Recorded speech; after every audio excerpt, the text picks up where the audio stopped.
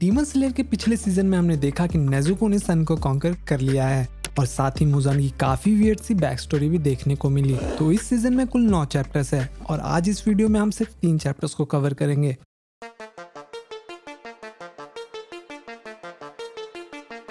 हम देखते हैं स्वॉर्डस्मिथ विलेज को, जहां पर लोग कहीं और शिफ्ट हो रहे होते हैं। हालांकि विलेज में 2 अपर रैंक डीमंस ने अटैक किया था, पर फिर भी वहां पर काफी कम डैमेज हुआ। वहीं बटरफ्लाई मेंशन में हम देखते हैं तांजिरो और गोतो को, जो आपस में कुछ बात कर रहे होते हैं। गोतो बताता है कि मित्सुरी 2 दिन तक सोई रही और अब वो बिल्कुल ठीक है। गोतो उसकी बहन नेजुको के बारे में पूछता है और कहता है कि उसने नेजुको के बारे में कुछ सुना है। तांजिरो बताता है कि नेजुको ने सन को कॉन्कर कर लिया है और अब वो बिल्कुल ठीक है। और फिर हम देखते हैं जेनित्सु को, जो नेजुको को देखकर बिल्कुल पागल हो जाता है। जेनित्सु कहता है कि तुम मूनलाइट में काफी सुंदर दिखती हो, पर सनलाइट में और भी ज्यादा खूबसूरत। वहीं उबीयाशी के मेंशन में सारे हाशिरा असेंबल होते हैं एक इमरजेंसी मीटिंग के लिए। सानिमे कहता है कि उसे अपर रैंक डीमन से लड़ने का मौका क्यों नहीं मिलता।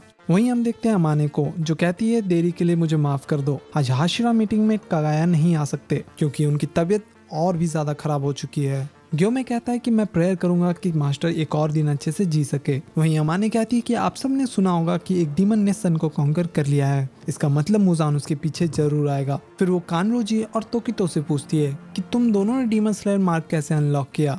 वहाँ दोनों कंफ्यूज हो जाते हैं क्योंकि डीमन स्लेयर मार्क के बारे में किसी को मालूम नहीं होता। फिर अमाने बताती है कि सेंगोकू एरा में जिसने मुजान को ऑलमोस्ट मार ही दिया था, उसके पास भी ये सेम डीमन स्लेयर मार्क था। इसके बारे में ज्यादा डिटेल्स तो नहीं है, लेकिन अगर किसी एक के पास ये मार्क आ जाए, उसके आसपास जितने भी हाशिरा है उनके पास भी ये मार्क आ जाएगा। अमाने बताती है कि तांजिरो एक पहला इंसान है जिसने डीमन स्लेयर मार्क को अनलॉक किया। हालांकि तांजिरो को भी मालूम नहीं होता कि ये अनलॉक कैसे करते हैं, लेकिन कानरोजी और तोकितो ने अनलॉक कर लिया है। तो अमाने पूछती है कि तुम दोनों बताओ कि इस मार्क को कैसे अनलॉक करे। फिर तोकितो एक्सप्लेन करता है कि ये मार्क आने से पहले हुआ क्या था। अब तोकितो बताता है कि जब वो पॉइजन था तो उसने अपने ब्रीदिंग को स्लो कर लिया ताकि पॉइजन पूरी बॉडी में ना फैले, और उसकी हार्ट बीट करीब 200 बीट पर मिनट भी हो गई थी और बॉडी टेम्परेचर 39 डिग्री सेल्सियस से ऊपर। सानिमी कहता है कि क्या ये इतना सिंपल है। वहीं गियो जवाब देता है कि ये जितना सिंपल दिखता है उतना है नहीं। और फिर अमाने वहाँ से चली जाती है। ग्योमे कहता है कि हमें कुछ बात करनी चाहिए। वहीं गियो उठकर जा रहा होता है और कहता है कि मुझे बात नहीं करनी। वहीं सर्पेंट हाशिरा कहता है कि तुम एक हाशिरा हो और इस बात को सीरियसली क्यों नहीं लेते। वहाँ सभी हाशिरा गियो को रोकने की कोशिश करते हैं, पर वो कुछ नहीं सुनता और कहता है कि मैं तुम सबसे अलग हूँ। और तभी ग्योमी जोर से ताली बजाता है और कहता है कि तुम सब वहाँ पर बैठ जाओ और मेरी बात सुनो। फिर हम देखते हैं बटरफ्लाई मेंशन को, जहाँ नेजुको तांजिरो से मिलने आता है। उसे देखकर तांजिरो बहुत खुश होता है और तभी नेजुको तांजिरो को एक स्वॉर्ड देता है जिसमें रेंगोकू की स्वॉर्ड की एक हिल्ट लगी होती है और ये स्वॉर्ड और भी ज्यादा डार्क दिखता है। नेजुको बताता है कि जिसके पास ये स्वॉर्ड था वो काफी ज्यादा पावरफुल डीमन स्लेयर था। स्वॉर्ड में उसका नाम तो नहीं लिखा है, बट उसमें एक सिंगल वर्ड लिखा है, द कांजी, जिसका मतलब है स्ले। जिसने भी ये स्वॉर्ड को बनाया है उसका बस एक ही मकसद था, डीमंस को मारना। फिर तांजिरो बताता है कि जब उसने ये स्वॉर्ड यूज किया था तब ऐसा कुछ भी नहीं लिखा था। फिर नेजुको गुस्से में बोलता है कि उस टाइम ये स्वॉर्ड सिर्फ एक बार पॉलिश हुआ था और तुमने फिर भी इसे यूज किया। पीछे से गेनिया कहता है कि तुम सब कितना चिल्लाते हो, और तभी खिड़की तोड़कर इनोसुके अंदर आता है और वो काफी एक्साइटेड दिखता है और बताता है कि हाशिरा सबको ट्रेनिंग देने वाले हैं।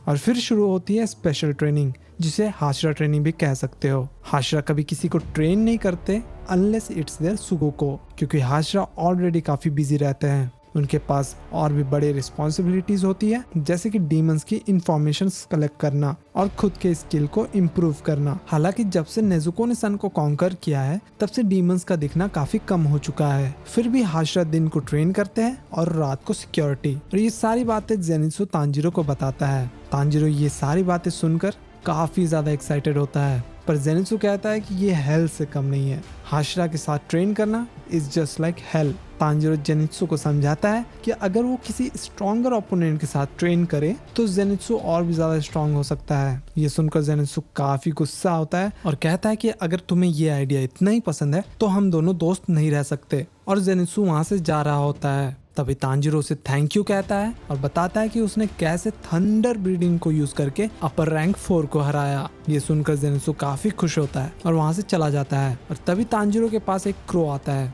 मास्टर कागाया का लेटर लेकर। फिर सीन शिफ्ट होता है और हम देखते हैं तेंजन को जो डीमन स्लेयर कॉर्प को ट्रेन कर रहा होता है। तेंजन काफी गुस्से में दिखता है और सबकी पिटाई करता है और कहता है कि तुम सब ऐसे ही करते रहे तो अपर रैंक डीमंस को कैसे हराओगे। तो देखो, ये जो हाशिरा ट्रेनिंग है इसको कुछ स्टेजेस में बांट दिया गया है। पहले बेसिक फिजिकल ट्रेनिंग जो तेंगन ट्रेन करेगा, फिर मित्सुरी जो फ्लेक्सिबिलिटी के लिए ट्रेन करेगी, देन मुइचिरो जो हाई स्पीड मूवमेंट पे लेसन देगा, देन सर्पेंट हाशिरा जो स्वॉर्ड्समैनशिप पे ट्रेनिंग देगा। फिर सारे विंड हाशिरा के पास जाएंगे ताकि वो इन्फिनाइट स्ट्राइक सीख सके एंड देन फाइनली वो सारे स्टोन हाशिरा के पास जाएंगे स्ट्रेंथ की ट्रेनिंग के लिए। तो ये ट्रेनिंग के दो फायदे हैं, एक हो गया कॉर्प्स मेंबर की ट्रेनिंग और इनके साथ हाशिरा भी ट्रेनिंग करेंगे, तो इसके वजह से अगर उनका टेम्परेचर और हार्ट रेट बढ़ जाए तो हो सकता है इनके पास भी डीमन स्लेयर मार्क आ जाए। सारे हाशिरा ट्रेनिंग में बिजी हो जाते हैं सिर्फ एक को छोड़कर। और फिर हम देखते हैं तांजिरो को जो गियू से मिलने आता है। तांजिरो काफी बार दरवाजे पे नॉक करता है